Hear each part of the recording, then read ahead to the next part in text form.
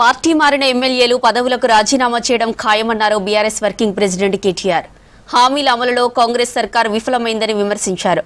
ఉద్యోగాల భర్తీపై ప్రభుత్వం మాట తప్పిందన్నారు మాజీ మంత్రి హరీష్ రావు.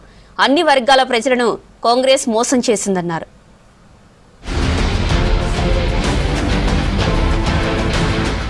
గద్వాలను అన్ని విధాలుగా అభివృద్ధి చేసిన ఘనత కేసీఆర్దేనన్నారు BRS working president KTR. Telangana ఉద్యమంలోనూ గద్వాల ముందు వరుసలో ఉందన్నారు. జోగులాంబ గద్వాల జిల్లా కేంద్రంలో జరిగిన గద్వాల గర్జన సభలో పాల్గొన్నారు కేటీఆర్. ఉమ్మడి పాలమూరు జిల్లాలో 18 లక్షల ఎకరాలకు పైగా సాగునీరు అందించామని చెప్పారు. పార్టీ మారిన 10 మంది ఎమ్మెల్యేలు రాజీనామా చేయడం పక్కా అన్నారు. అమలు కాని హామీలతో కాంగ్రెస్ ప్రజలను మోసం చేసిందని ఆరోపించారు కేటీఆర్. గద్వాల మాజీ మున్సిపల్ చైర్మన్ కేశవ్, కౌన్సిలర్లు కేటీఆర్ సమక్షంలో బీఆర్ఎస్ లో చేరారు. ఆనాడు మీ ఎమ్మెల్యే కృష్ణమోహన్ రెడ్డి ఏం చెప్పినాడు? అన్నా కాంగ్రెస్ పార్టీలో నేనెందుకు చేరతా, నన్ను చేరమంటున్నారు, అవసరమైతే రైలు కింద తలబెట్టి చచ్చిపోతా, కానీ కాంగ్రెస్ లో చేరను అన్నాడు. చెప్పినాడా లేదా? ఇవాళ ఏమంటున్నాడు? అభివృద్ధి కోసం పార్టీలో పోయిందంట. ఏం అభివృద్ధి కోసం? ఎవరి అభివృద్ధి కోసం? నియోజకవర్గ అభివృద్ధి కోసమా? నీ సొంత అభివృద్ధి కోసం పోయినావా? దేనికోసం పోయినావు? ఏం అభివృద్ధి జరిగింది 22 నెలలలో? గద్వాల తాలూకాలో ₹1 కొత్తగా మంజూరైందా కాంగ్రెస్ ప్రభుత్వం వచ్చినాక? నేను అడుగుతా ఉన్నా. 6 గ్యారంటీలు అన్నారు, అరచేతిలో స్వర్గం చూపెట్టినారు, ఎన్నెన్ని మాటలు చెప్పినారు.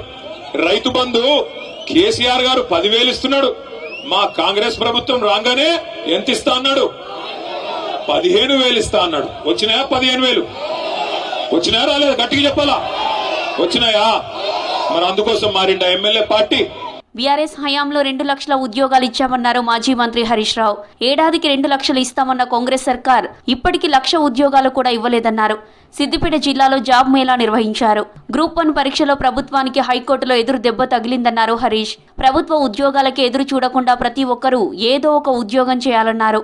గ్రూప్ 1 ఎగ్జామ్స్ పెడితే రాష్ట్ర ప్రభుత్వం ఒక్కొక్కరి దగ్గర ఎన్ని లక్షల రూపాయలు లంచాలు అడిగారు, పరీక్ష ఏ రకంగా నిర్వహించారు, ఎంత దారుణంగా పరీక్ష నిర్వహించారో నేను చెప్పట్లేదు, హైకోర్టే మొట్టికాయలేసి ప్రభుత్వాన్ని చెప్పింది.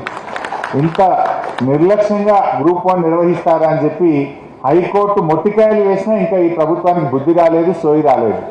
ఇంకా దాని మీద అప్పీల్కి పోతామంటున్నారు. ఇంకా ఏ ముఖం పెట్టుకొని అప్పీల్ పోతారు?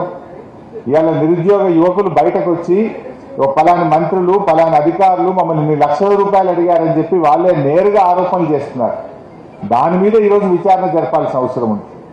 అసలు ఎవరు ఈ అక్రమాలకు బాధ్యులు ఎవరో తేల్చాల్సినటువంటి బాధ్యత ప్రభుత్వం మీద ఉంది. ఆ రోజు చెప్పిందేమో మొదటి ఏడాదిలోనే 2 లక్షల ప్రభుత్వ ఉద్యోగాలు ఇస్తామన్నారు. ఇప్పుడు 2 ఏళ్ళు అయింది కదా, మరి ఎక్కడ పోయినాయి 2 లక్షలు? 2 లక్షల ఉద్యోగాలు కాదు కదా. ఇందాక మా సీనన్న చెప్పినట్టు 10,000 కూడా ఇవ్వలే. ఫలితాలు ఇచ్చింది కేసీఆర్ గారు, కాయిదాలు పంచింది రేవంత్ రెడ్డి. ఇది నేను ఇచ్చిన అంటూ. తెలంగాణ ప్రజల్లో స్వరాష్ట్ర ఆకాంక్ష ఎంత బలంగా ఉందో చాటి చెప్పిన మహోద్యమం సకల జనుల సమ్మె అంటూ ఎక్స్లో పోస్ట్ చేశారు కేటీఆర్. 14 ఏళ్ల క్రితం ఇదే రోజున మొదలైన సమ్మె 42 రోజుల పాటు నిరవధికంగా కొనసాగడం చారిత్రాత్మకమన్నారు. ప్రజల్లో ఉద్యమ జ్వాలను సకల జనుల సమ్మె మరింత రగిల్చిందని పోస్టు చేశారు హరీష్.